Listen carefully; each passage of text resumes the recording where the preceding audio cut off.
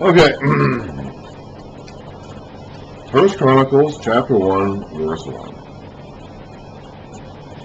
Adam, Seth, Enosh, Kenan, Mahalalel, Jared, Enoch, Methuselah, Lamech, Noah. These are, of course, the pre-flood guys.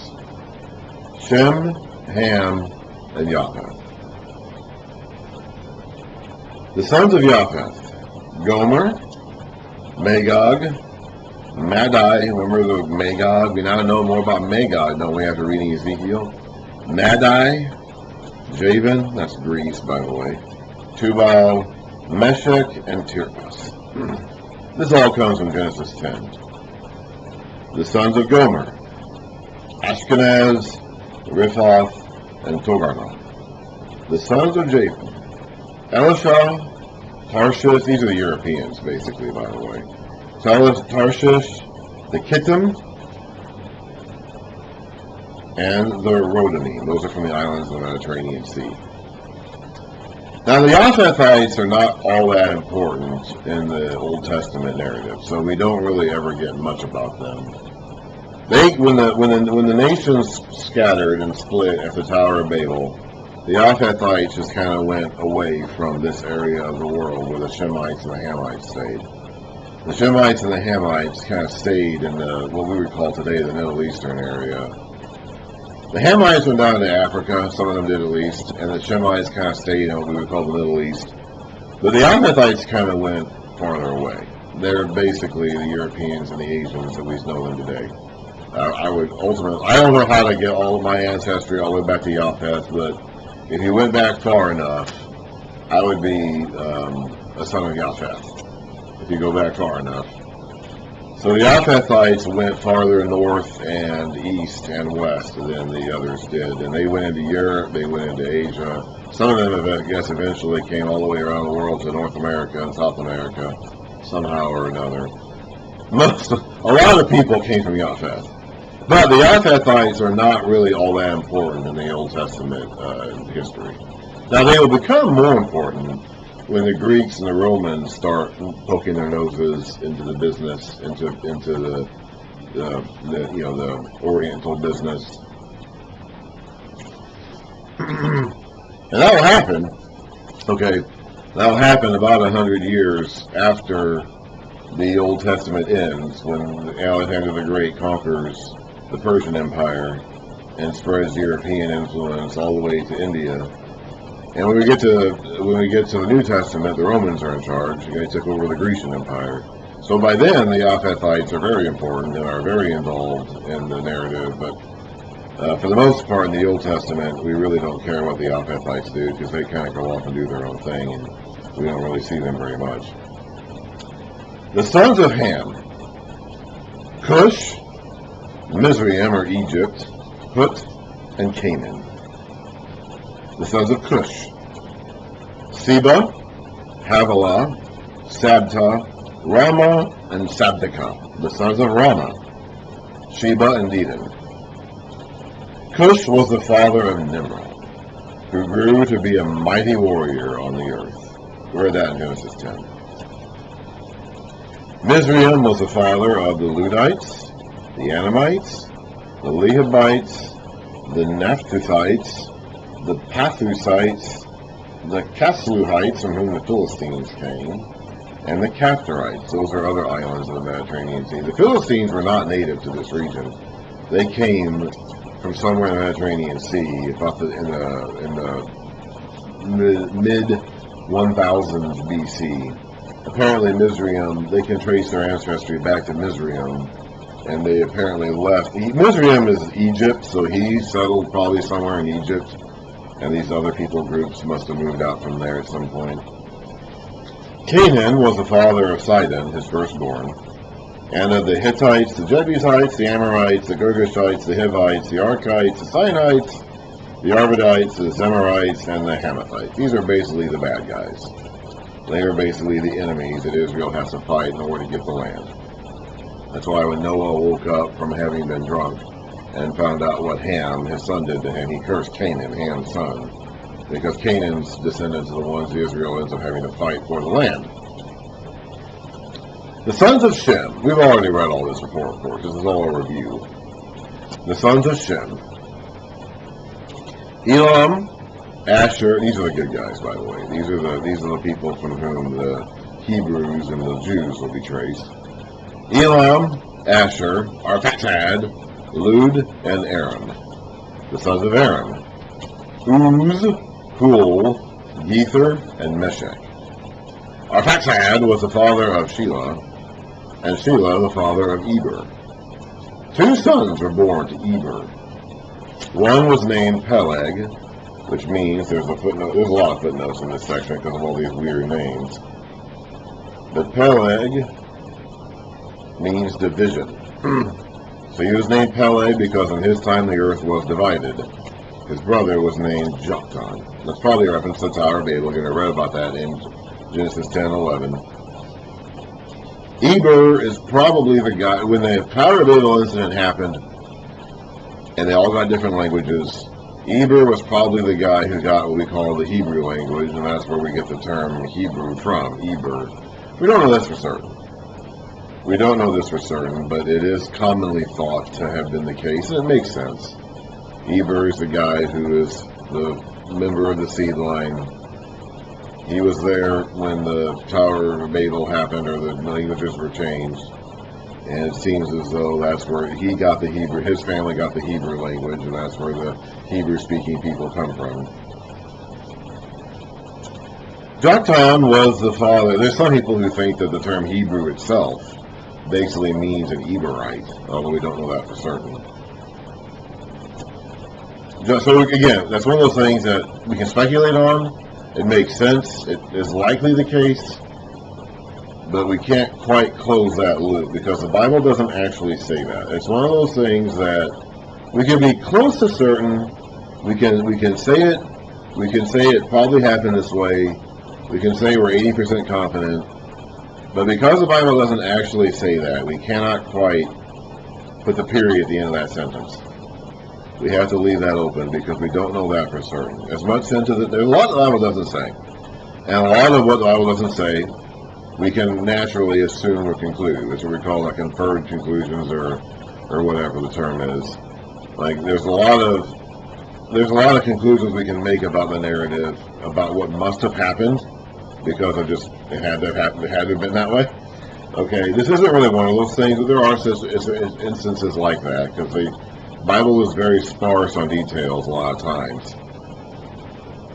So there's a lot of things that we can, like for example, when we read in the passage in Kings about David and Bathsheba and the days of Solomon, Adonijah, this is early 1 Kings, Adonijah is trying to set himself up as king, and Bathsheba is trying to stop that because her son Solomon is supposed to be king, and she goes into David. David's still alive at the time, and he seems to be somewhat out of it.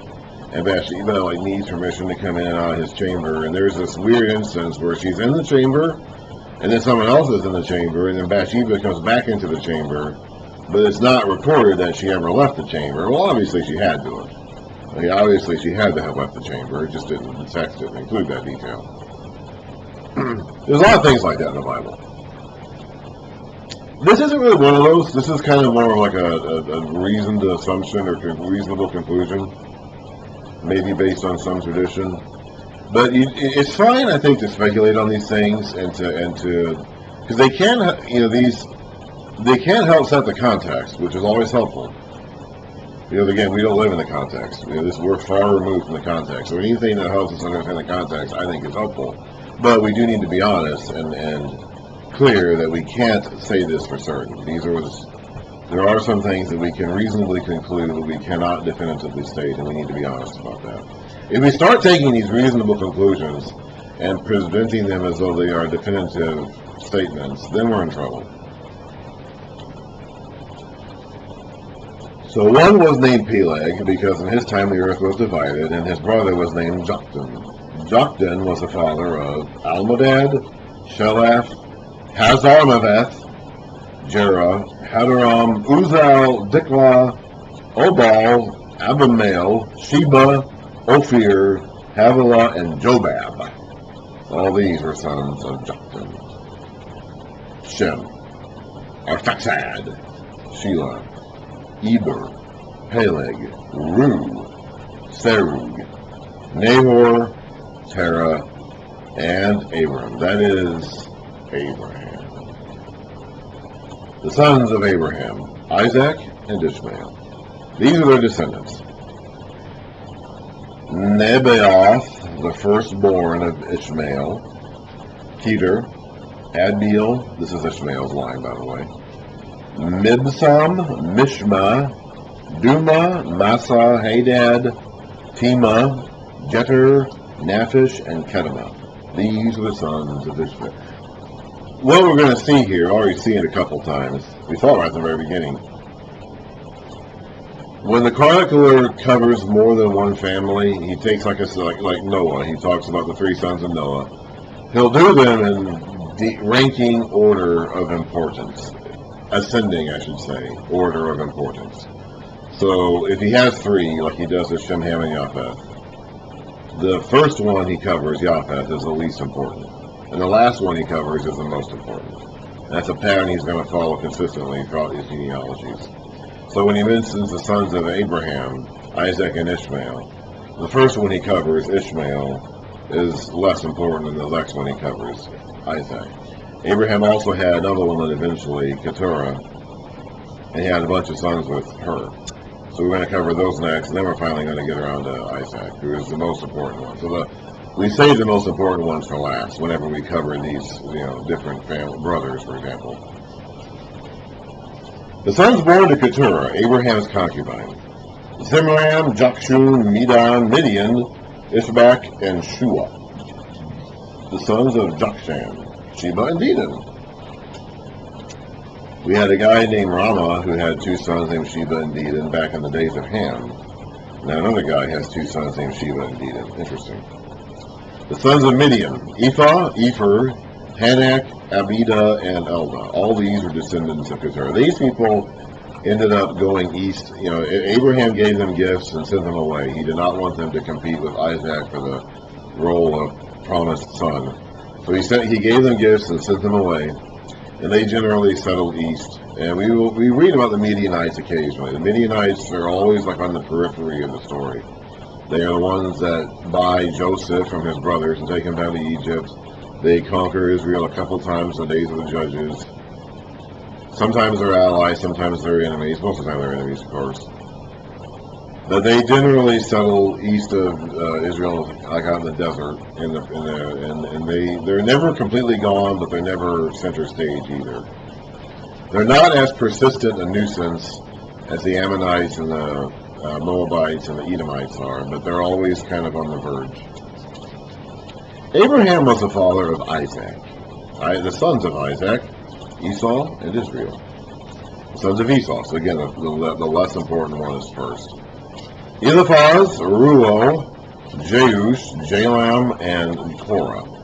The sons of Eliphaz: Teman, Omar, Zepho, Gatam, and Kenaz. By Timnah, Amalek. So I guess that's the wife who bore him Amalek. The sons of Ruo: Nahath, Zerah, Shema, and Mizah. Now, we read about these Amaleks before. These Amaleks were the people who attacked Israel when they first came out of Egypt. And they're basically, except for the Egyptians themselves, who oppressed them to begin with, they're basically the oldest enemies of Israel, because they're the first ones to openly have open warfare with them. And for that reason, God cursed them and told the Israelites to wipe them out someday. The sons of Seir.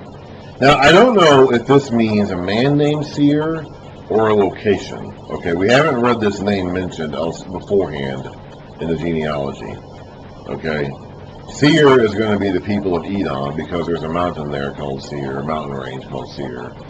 I do not know if this is a reference to that geographical area, or if it's a reference to a guy named Seir who ends up getting intermingled in Esau's line and producing the Edomites. I'm not sure. Like I said, some of these genealogies are going to be based more on places than on people. Most of them are based on people, but there are going to be some of these that are based on places. And this could be one of those. I'm just not sure. I don't know enough. We haven't seen the name Seir mentioned beforehand. So if this guy was a son of somebody else in this list, we haven't seen it. So it could be a new guy who came along and ends up being incorporated into the Esau family line to produce the Edomites, or it could be a reference to this geographical area where they eventually settled, and we call him like a son of Seir, like I'd be a son of Defaulto. Some people would be, we're going to see some people identified with their places more than with their people in these genealogies. I don't know which is the case here.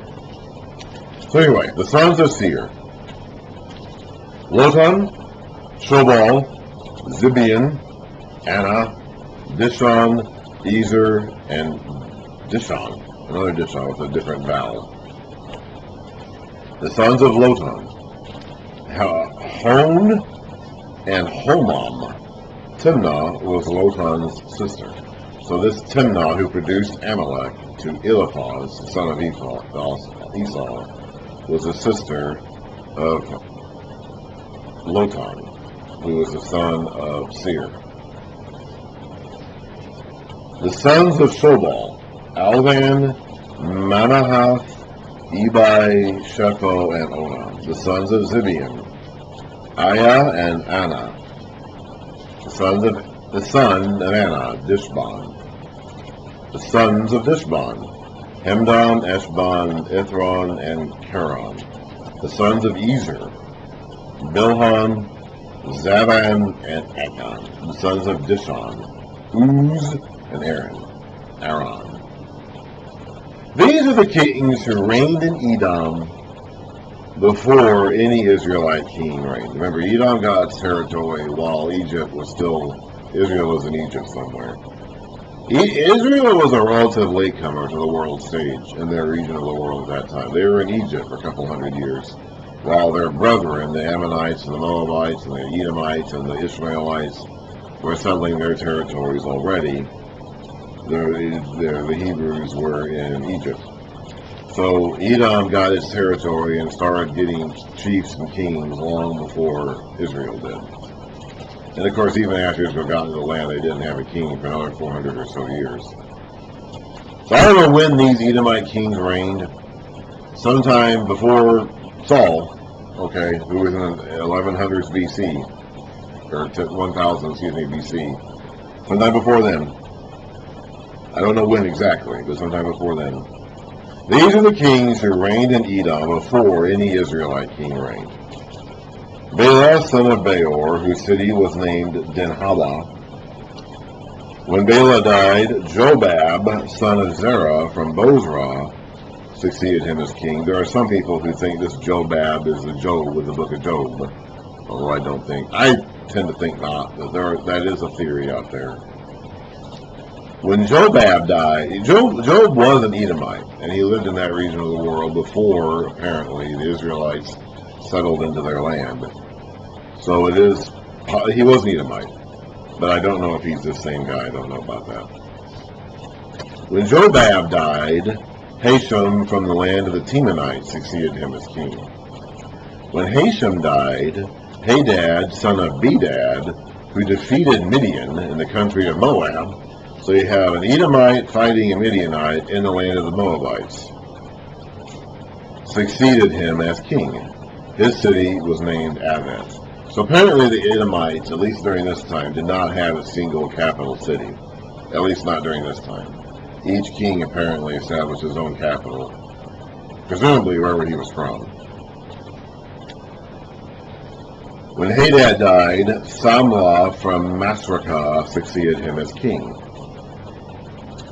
When Samlah died, Shaul from Rehoboth on the river, that would be of course the Euphrates River, succeeded him as king. When Shaul died, Baal-Hanan, son of Akbor, succeeded him as king. When Baal-Hanan died, Hadad succeeded him as king. His city was named Pau, and his wife's name was... The wives are occasionally mentioned in these genealogies. We saw one mentioned earlier, Timnah, who bore Amalek to Eliphaz. So the women are not completely excluded from these family lines, even though the family lines are being traced exclusively through the men. Occasionally, the sisters and the wives do get mentioned. His wife's name was Mehetabel, daughter of Matred, the daughter of Mezahab. Hadad also died. Remember when we read Genesis? I read those genealogies, especially in Genesis 5, and it gave the guy's age, his name and his age, and his sons and daughters, and then it always ends by saying, and then he died. Same thing here, and he died. Hadad also died. Oh yeah, I was wondering when you were going to come out here. This is the active one. The other two have settled down, but now Timber is out and about. The chiefs of Edom were Timnah, Alva. I doubt it's the same Timnah. The thing is, I don't know about this Timnah person. Earlier, we mentioned a person named Timnah who seems to have been a wife who bore Amalek to Eliphaz. Timnah, I don't know if I doubt this is the same person. I mean, I doubt a woman would be chief of Edom. It could be a person with the same name, a man with the same name as that woman in the war, however. I don't know, okay? These ancient genealogies are weird, okay? Alva, Japheth, Aholabah, Elah, Penon, Kenaz, Timon, Mibzar, Magdiel, and Iram. These are the chiefs of Edom. Of course, this information is also recorded in Genesis. Esau's genealogy is given in Genesis, I think, 37 or 38, 36? 36. So this information is given also in Genesis 36. In fact, that's exactly where the chronicler took it from. So, if you want to know more about the Edomites' line of descendancy, Genesis 36 is the original source of that information, and the chronicler is merely quoting from that. Okay, that's one chapter done. We got 8 more of these to go.